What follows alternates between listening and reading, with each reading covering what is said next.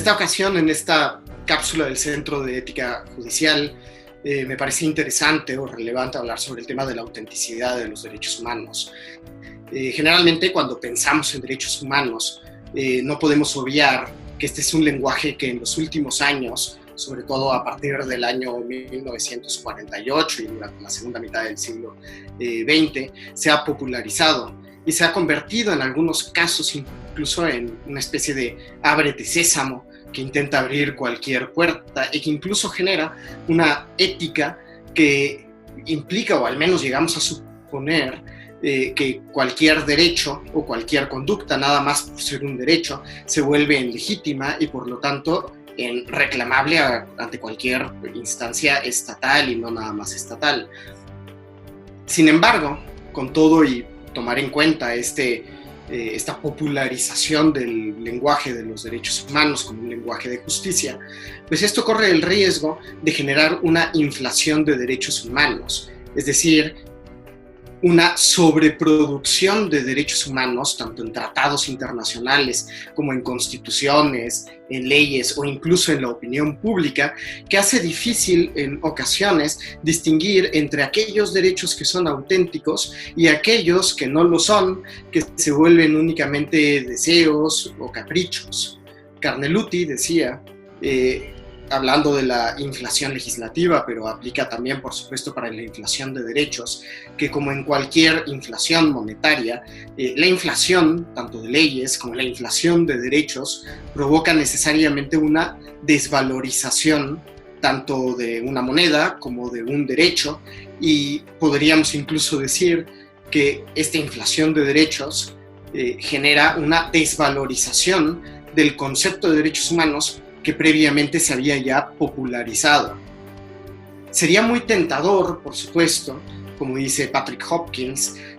tener un detector de derechos que nos permita ver qué derechos sí son auténticos y qué derechos no son auténticos, y por lo tanto qué derechos se pueden reclamar y qué derechos no se pueden reclamar, qué derechos en un tratado efectivamente son derechos, o qué interpretaciones a derechos son auténticas o no, porque aquí me parece oportuno hablar de dos posibles momentos de la autenticidad de derechos. Uno es el momento de la formulación normativa del derecho, es decir, del derecho puesto en un tratado, en una ley, en una constitución, pero me parece que el principal problema de la autenticidad o de la inflación de derechos no está únicamente en los tratados. Por supuesto, podríamos decir que la Declaración Universal de los Derechos Humanos, el documento original y que comienza la expansión de este concepto, había 30 artículos y ahora son incontables los derechos que encontramos en muchísimos tratados. Pero con todo eso, me parece que el momento más peligroso para ver o determinar la autenticidad o no de un derecho humano es en el momento de la interpretación, es decir, supongamos el derecho a la libertad de expresión. Si la conducta que yo pretendo proteger en el ámbito de la libertad de expresión realmente lo es o no lo es, porque es ahí donde se pueden generar los intereses que nos lleve a una sobreinflación de derechos humanos en la conducta propia de los derechos. Como no podemos, volviendo otra vez a Hopkins, encontrar o fabricar un detector de derechos que podamos usar en cualquier momento, pues, para ver tanto en legislaciones, constituciones o en la práctica qué derechos son y qué derechos no son, tenemos que recurrir necesariamente al razonamiento jurídico, es decir, a la justificación o a contextos de justificación. Tradicionalmente, sobre todo hablando del tema de la fundamentación de los derechos humanos, se ha intentado fundamentar a los mismos en tres realidades distintas. Esto, si lo queremos condensar de una manera, pues digamos, en 3 puntos, ¿no? El primero es en la naturaleza humana, primordialmente teorías más acercadas al derecho natural.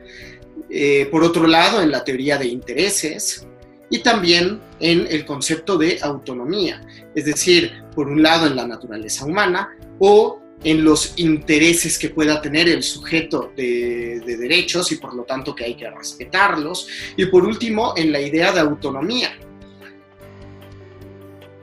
Si hacemos un análisis de cada una de estas, pues tendremos que considerar cuáles son las razones de ser que integran cada uno de estos momentos. Pero quizá no nos podemos quedar con una visión nada más simple de decir que vamos a acudir a la naturaleza humana o que vamos a acudir a los intereses o a la autonomía. Porque, pues justamente, sobre todo hablando de estas dos últimas, tanto los intereses como la autonomía, entendidos de una manera muy amplia, pues pueden generar una inflación muy exacerbada de derechos, sobre todo si comprendiéramos que cualquier interés puede ser un derecho, o cualquier manifestación de la autonomía, y esto también con el riesgo de comprender como titulares de derechos únicamente a personas que puedan manifestar su autonomía de alguna forma, pues también se puede hacer muy amplio un catálogo de derechos. Es por eso que me parece que para hablar primordialmente del tema de autenticidad, hay que intentar generar una especie de test de autenticidad de los derechos humanos. Este tema lo he trabajado ya en otras ocasiones y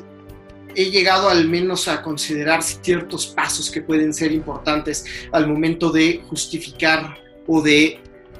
interpretar los derechos humanos. Por supuesto, tiene que ver con estas tres formas primordiales de intentar fundamentarlos,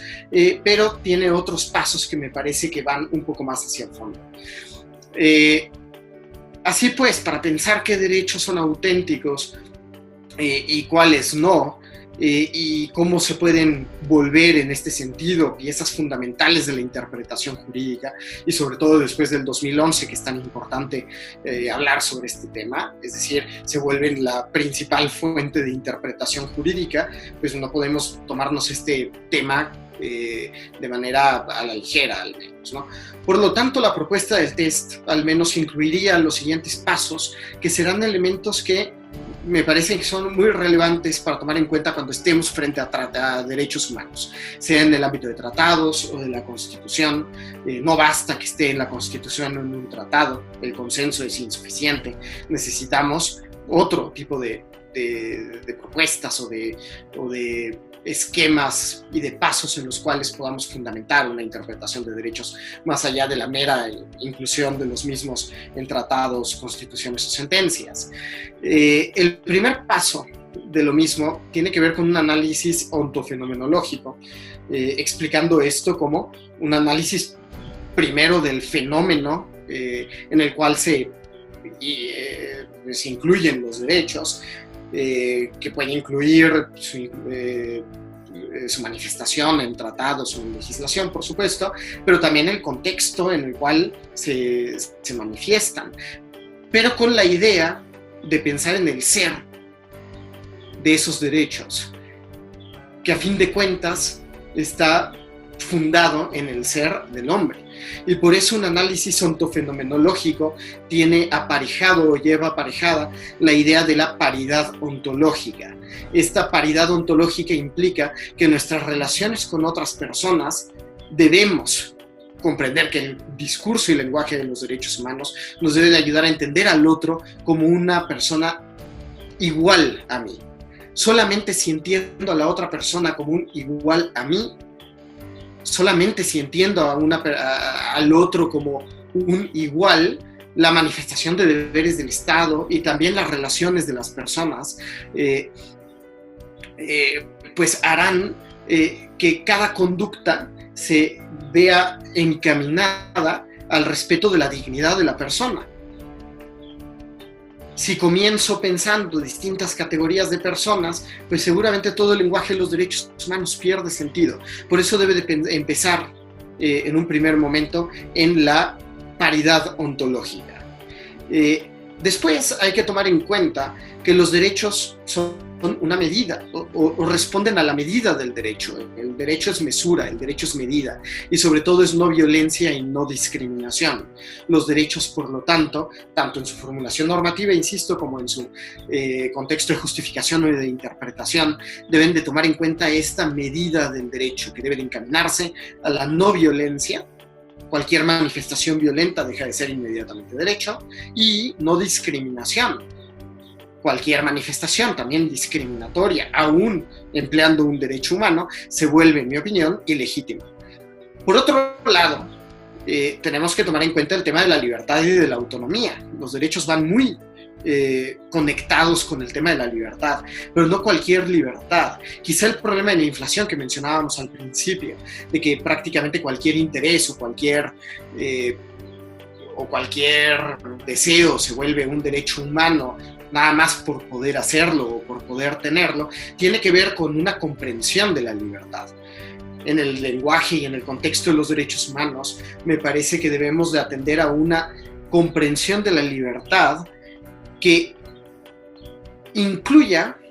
de manera necesaria el concepto de responsabilidad y de que entienda al hombre, y sobre todo volviendo a la paridad ontológica, que entienda al otro ser humano como un igual, y que por lo tanto el ser del hombre, este ser del hombre, se vuelve una condición incondicionada de la libertad y de los derechos humanos. No cualquier comportamiento libre puede volverse tampoco un derecho humano. Necesitamos ver cada uno de los deseos o de los intereses que podemos tener como seres humanos, cuáles se incluyen dentro de un contexto meramente personal y cuáles sobrepasan cualquier núcleo de derechos, y también cuáles se vuelve importante y sobrepasan una condición de umbral para efectivamente considerar los derechos humanos. Tenemos que también tomar en cuenta, en cuarto lugar, el tema de la duración y el tiempo. Los derechos no pueden ser únicamente modas que ocurran en un determinado momento y respondiendo a ideologías. Me parece que los derechos deben de tener una permanencia en el tiempo, tomando en cuenta al pasado como como memoria, comprenderlos en su fenómeno de presente, pero también hacia futuro, es decir, cómo los derechos humanos pueden significar un proyecto hacia futuro, y esto incluye, por ejemplo, derechos medioambientales, temas de generaciones futuras, pero también el comprender que de violaciones anteriores a derechos humanos podemos encontrar ciertas lecciones para no volver a cometer violaciones a derechos humanos. Eso también tiene que ver con el tema del tiempo, el tiempo y los derechos humanos. Y por último, el reconocer cuáles son los valores que están detrás de los derechos. Si no pensamos en los valores a los cuales responden los derechos humanos, seguramente cualquier capricho, cualquier interés lo podemos comprender como derecho. Necesitamos comprender estos valores y saber que los valores se deben de comunicar, que los valores no pueden ser únicamente